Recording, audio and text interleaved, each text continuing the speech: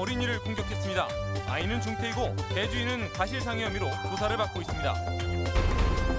군산조선소 가동 중단이 사흘 앞으로 다가왔습니다. 군산은 실직 사태 이에 상권 몰락으로 피해가 지역경제 전반으로 확산되고 있습니다.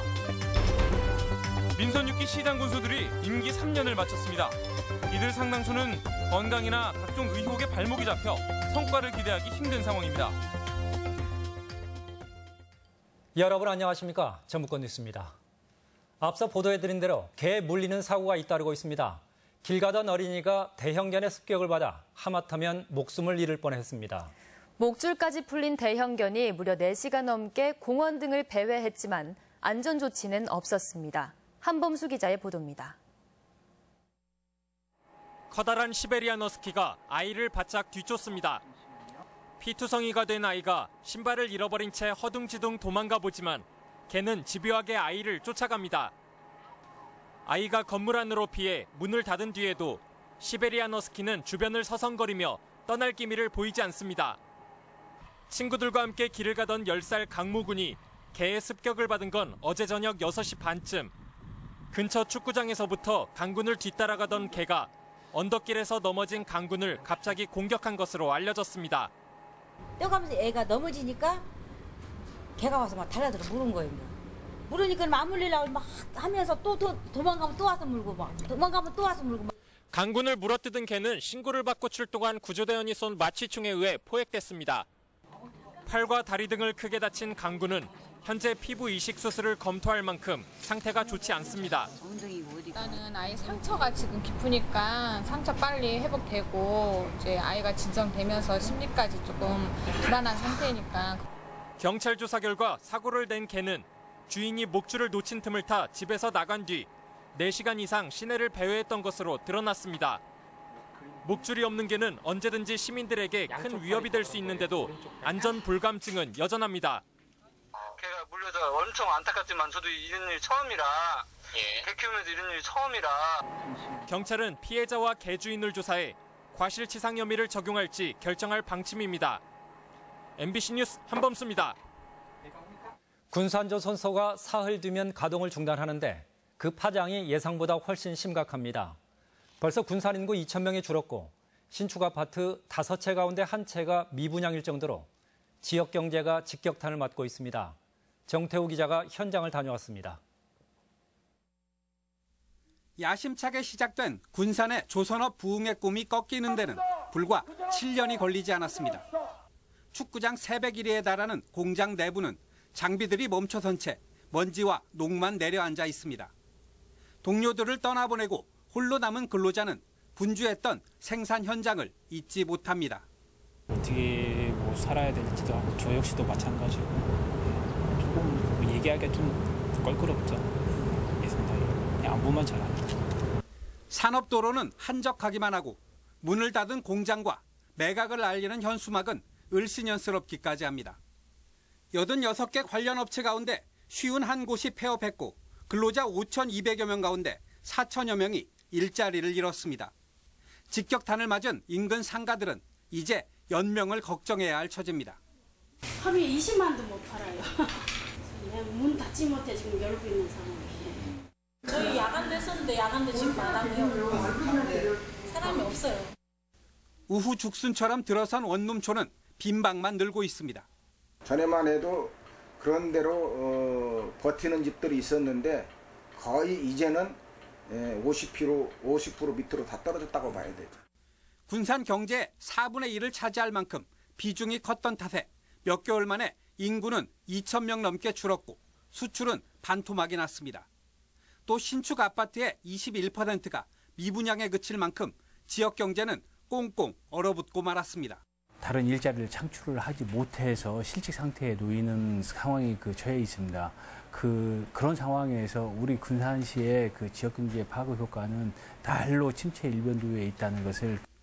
전북의 최대 현안이어서 정치권은 그간 비상한 관심을 나타냈고 특히 대통령의 관심은 특별했습니다. 일감이 없는 조선소, 일할 사람이 없는 어촌, 일자리가 없는 연안도시. 이런 모습들을 보면서 새로운 희망을 드려야겠다는 다짐을 했습니다. 부실한 대우조선에 10조 원이 넘는 공적 자금이 투입됐던 전례를 감안하면 정부에 보다 적극적인 역할을 요구하는 여론도 높습니다. 아무 정부의 도움 없이 열심히 일해서 이 지역에 8년 동안 수익과 세금을 내고 고용을 유지한 여기는 왜 죽어야 되는데요? 며칠 뒤면 세계 최대의 도크에서 건조된 마지막 배가 될지도 모르는 선박 4척이 군산 조선소를 떠납니다. 냉정한 경제 논리가 아닌 합리적인 정치적 해법을 요구하는 목소리는 그래서 더욱 간절해지고 있습니다. MBC 뉴스 정태호입니다.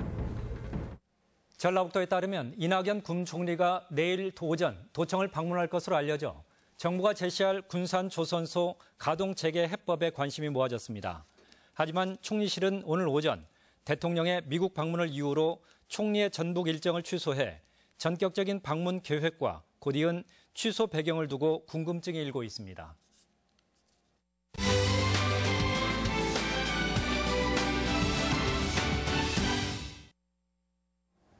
프랑스를 농업 강국으로 만든 배경에는 체계적인 교육과 정부의 보조금 정책이 있습니다. 해마다 6천 명의 청년 농부가 배출되면서 미래 산업으로 농업이 경쟁력을 갖게 된 겁니다. 창사 특집 방송 영농을 꿈꾼다. 박찬익 기자입니다.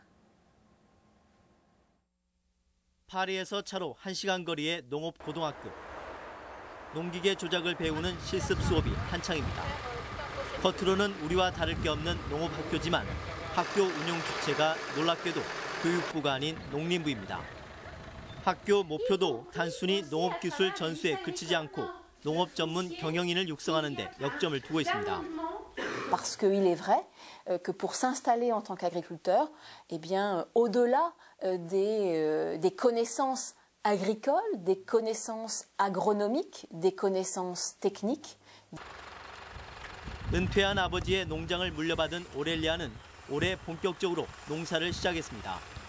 농사 첫 해라 수입은 없지만 청년 농업인에게 지원되는 정부 직불금이 있어 부담은 없습니다. Oui, aujourd'hui effectivement si on n'a pas cette aide PAC, on ne peut pas vivre. C'est un peu notre salaire. Oui, voilà, nos affaires, notre nourriture, notre carburant pour la voiture.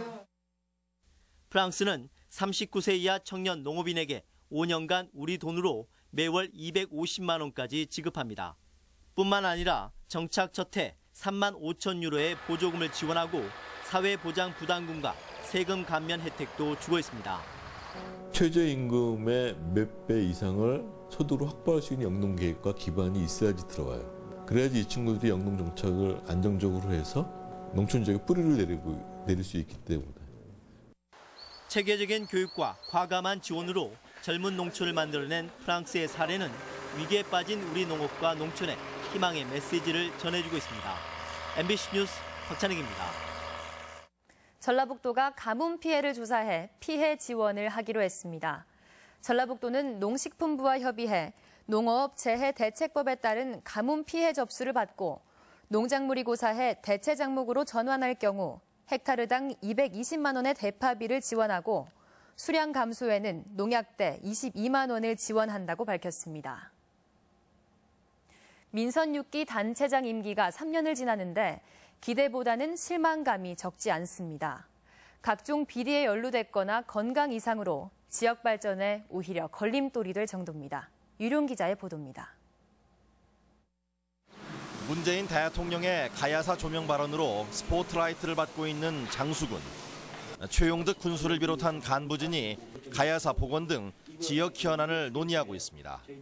하지만 최 군수는 말 한마디 없이 간신히 고개만 끄덕입니다. 인터뷰를 하시기는 어려운 상황이신가요? 그 군수님께서 조명 이런 것들이 켜지면 부담스러워하는 그런 부분이 있어요. 취임 직후 뇌경색으로 쓰러진 뒤 투병 생활만 벌써 3년째. 부군수와 비서실장에 기대어 남은 임기를 채우는 데 급급한 모습입니다.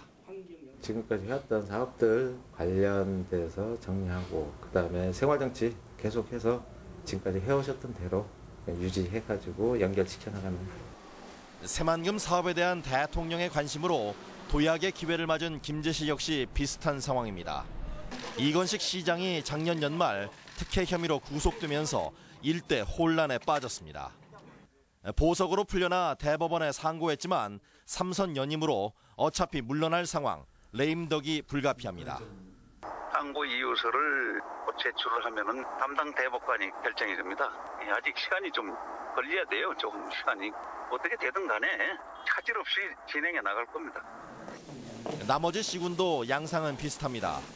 김생기 정읍시장이 당선 무효형을 받아 항소심을 진행 중이고 정원율 익산시장도 장학금 강요 의혹으로 수사를 받고 있습니다. 삼선의 문동신 군산시장도 임기가 1년밖에 남지 않아 산적한 현안 해결에 의문이 제기됩니다.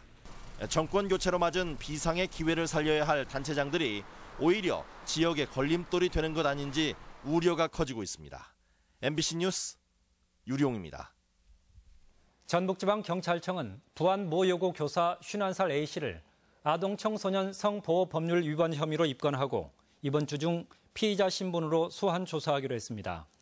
또 해당 여고의 기말고사가 끝나는 대로 학생 전수조사를 통해 온라인에서 불거진 다른 교사의 비위 여부도 조사할 방침입니다.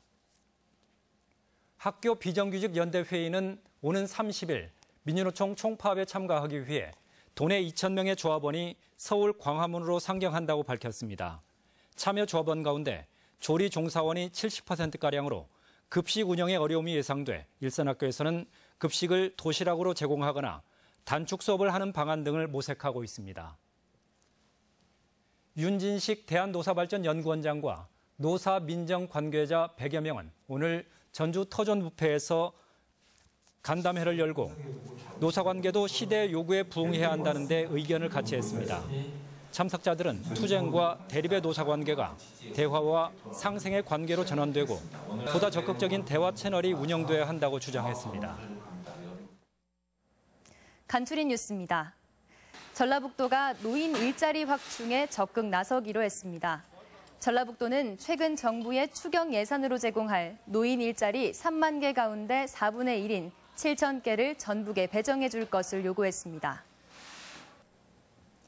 동학농민혁명 기록물이 문화재청 문화재위원회 회의에서 아태 지역 목록 최종 후보로 선정돼 세계 기록유산 등재를 위한 첫 관문을 넘었습니다.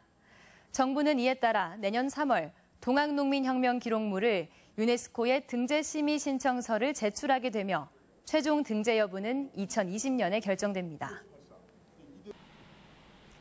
새 정부의 노사관계 재정립 기조에 따라 국민연금이 어제 이사회를 열고 4급 이하 성과연봉제 폐지를 의결했습니다.